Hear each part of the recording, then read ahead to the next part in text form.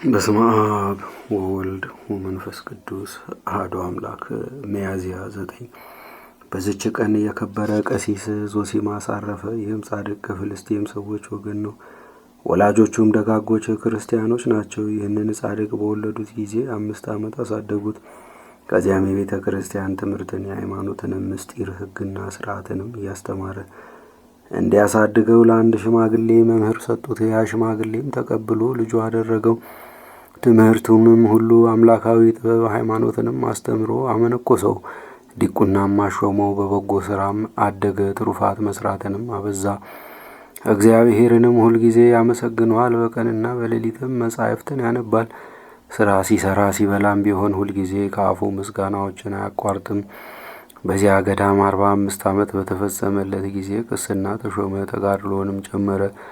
ከዚህ በኋላም እየተጋደለና አገልግሎት በመጨመር በቅስና ሹመት 13 ዓመት ሲሆነው በዘመኑ ካሉ ተጋዳዮች ሁሉ እርሱ በገድሉ ከፍ ከፍ እንዳለ ተቃራኒ ጠላት ዲያብሎስ በልቡ ክፉ ሐሳብ አሳደረበት።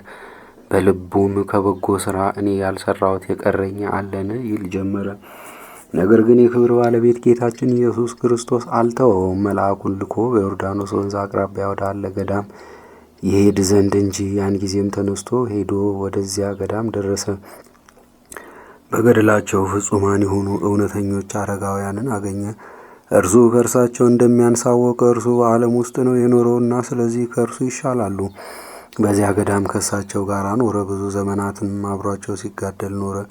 ለዚያ ገዳም መነኮሳትም ልማድ አላቸው። ታላቁ ጾም በደረሰ ጊዜ የመጀመሪያውን አንድ ሱባኤ በአንድነት ይጾማሉ። በቅድስት እሁድ ሥጋውና ደሙን ይቀበላሉ።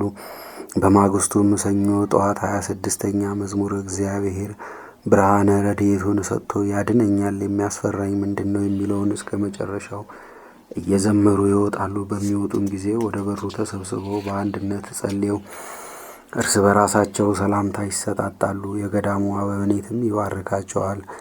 ከዚህም በኋላ እያንዳንዱ ወደ በረሃ ይበተናሉ። አንዱም አንዱ ባልንጀራውን ያየ እንደሆነ እንዳያየው ወደ ሌላ ቦታ ይሄዳል። ቅዱስ ዞሲማስም በየዓመቱ ከእሳቸው ጋር ወጥቶ በበረሃ ውስጥ ይዘዋወራል። የሚጽናናበትንም ይገልጥለት ዘንድ እግዚአብሔርን ይለምነው ነበር።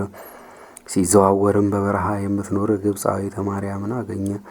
ከእርሷም በልጅነቷ ወራት በእርሷ ላይ እንዴት እንደሆነና በበረሃም የሆነውን ኑሮዋን ከመጀመሪያ እስከ መጨረሻ ተረዳ። ከዚህ በኋላም በሁለተኛው ዓመት ሥጋውና ደሙን ያመጣላት ዘንድ ፈለገች። እንዳለችውም አደረግላት። ለዚህም ጻድቅ ብሔረ ብፁዓን ይገባ ዘንድ ተገባው። እርሱም ገድላቸውን ጻፈ፣ ሥራቸውንና ጽድቃቸውን ገለጠ። 93 የሚሆን መላ ዕድሜው በተፈጸመለት ጊዜ በሰላም አረፈ። ለእግዚአብሔርም ምስጋና ይሁን፣ በረከቱም ከእኛ ጋር ለዘላለሙ ትኑር አሜን።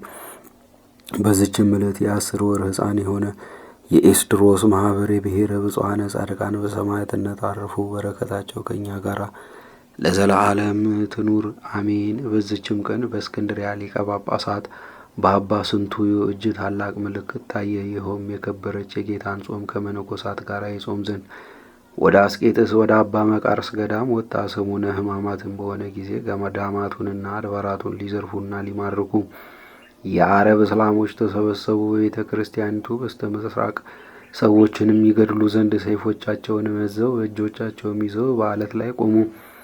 ኤጲስቆጶሳትና መነኮሳትም ወደ አባ ስንቱዩ ተሰብስበው ከአረብ እስላሞች እንዴት እንደሆነ ነግረው በዚያ ገለል እንዲል ለመኑት። የከበረ አባ ስንቱዩም ጌታችን የደቀ መዛሙርቱን እግራቸውን አጥቦ አዲስ ሥርዓት የሰራበት የፋሲካ ፍስሐ በዓል ሳይፈጸም እኔ ከዚህ አልለይም አላቸው።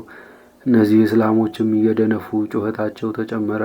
አባ ስንቱዩም የወገኖቹን ድንጋጤ ባየ ጊዜ በላዩ የመስቀል ምልክት ያለበት በትሩን ይዞ ከእግዚአብሔር ወገኖች ጋር በሞት ይሻለኛል እያለ ወደ እነርሱ ሊወጣ ተነሳ።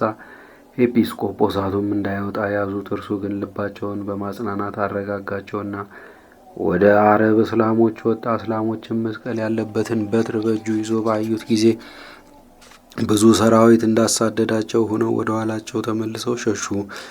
ከዚያችም ዕለት ወዲህ ወደ ቅዱሳት መካናት እስላሞች አልተመለሱም።